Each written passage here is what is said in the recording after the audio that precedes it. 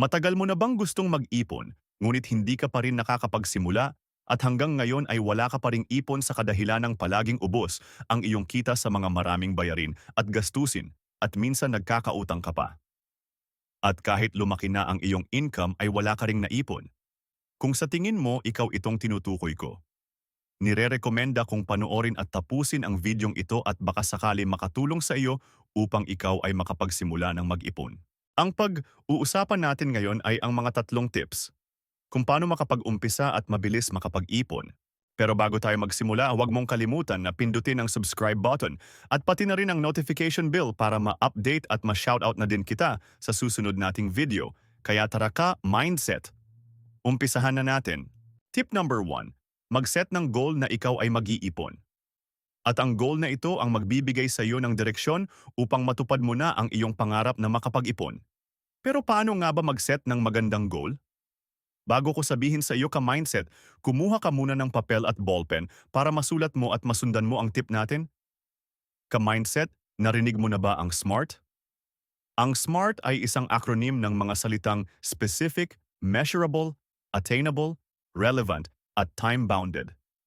Halimbawa, mag-set tayo ng goal at ang goal natin ay makapag-ipon ng 50,000 pesos sa loob ng isang taon upang magkaroon ka ng puhunan sa iyong ipapatayo na bakery shop. Ayan, meron na tayong na-set na goal.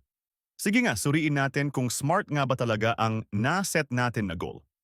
Una, masasabi mong specific ang na-set natin na goal dahil ito ay nakafocus sa iyong plano na makapag-ipon upang magkaroon ng startup capital sa bakery shop na itatayo mo.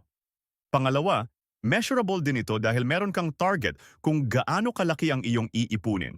At ito yung 50,000 pesos na naset natin sa ating goal. Pangatlo, attainable ba ito? Tandaan mga ka-mindset dapat realistic o di kaya makatotohanan ang pag-set natin ng goal dahil hindi mo din ito maa-achieve kung hindi ito realistic. Halimbawa, kung ang iyong income ay nasa 70,000 pesos lang kada taon, sa tingin mo realistic kaya ito? Siyempre hindi, di ba? Paano naman kung ang iyong income sa isang taon ay 300,000 pesos? Magiging realistic ba ito? Siyempre oo, di ba? Kaya kailangan mo talagang i-assess ang goal mo kung ito nga ba ay attainable para hindi mo niloloko ang iyong sarili. Pang-apat, relevant ba ito sa iyo? Ka-mindset lagi mong tanungin ang iyong sarili kung makabuluhan ba ito para sa iyo? Meron kayang idudulot ito sa iyo na maganda? Kung oo ang sagot mo, ibig sabihin tama lang na ipagpatuloy mo ang naset mo na goal. Panglima, time-bounded ba ito? Yes, dahil nag-set tayo ng isang taon na duration ng ating pag-iipon upang matrack natin palagi ang progress ng ating goal. So, ayan ka mindset pasok na sa SMART ang naset natin na goal. Ibig sabihin smart na ang goal natin at pati na rin tayo. Tips number 2, living within your means.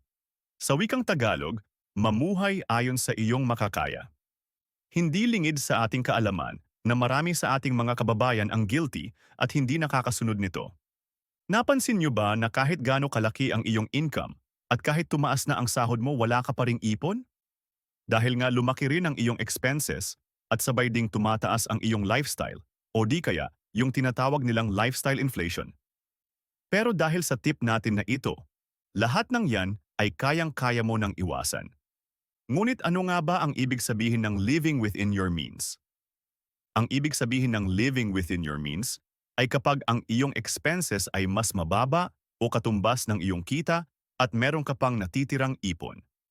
Kasama rin dito ang pagpaplano ng maaga para sa mga gastos sa hinaharap o isang emergency sa pamamagitan ng pag-iipon ng pera.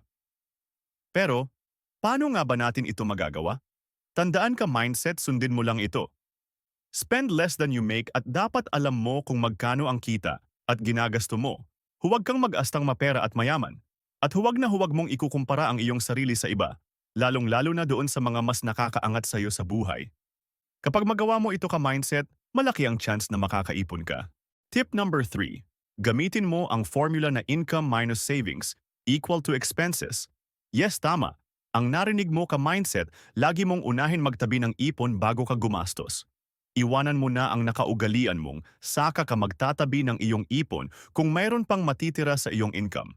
Pero dapat ka mindset, remind ko lang kayo na dapat na realistic ang laki ng target ng iniipon mo. At ang pinakasikreto talaga dito mag-umpisa ka muna sa maliit na ipon. Let's say mag-umpisa ka muna sa 3% ng monthly income mo. At kung sa tingin mo maluwag-luwag ka na, gawin mo namang 5%, 10% hanggang sa lumaki na ng 20% at mas malaki pa. Ayan ka mindset, natapos na natin ang tatlong tips, pero ulitin muna natin para ma-review natin kung nasundan mo talaga ang tips natin. Ang tip number 1 ay mag-set ng goal na ikaw ay mag-iipon. Tip number 2, living within your means.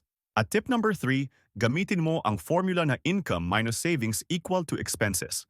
Ngayon alam mo na ang tatlong tips kung paano makapag-umpisa at mabilis makapag-ipon. Ang kailangan mo na lang gawin ay i-apply mo ang iyong natutunan. Ang bawat hakbang na iyong gagawin ay nakasalalay lang sa iyo at hindi sa ibang tao. Kaya simulan mo ng mag-ipon ngayon ka mindset. Alam kung kayang-kaya mo yan. Ay comment mo na lang sa comment section na yes kung may plano ka ng mag-umpisa mag-ipon. At kung may balakid pa sa ngayon, comment mo na rin para makagawa naman tayo ng tips video kung kaya natin. At kung nagustuhan mo ang topic natin ka mindset, i-like lang at i-share mo lang ang videong ito at huwag mo rin kalimutan na pindutin ang subscribe button at pati na rin ang notification bell.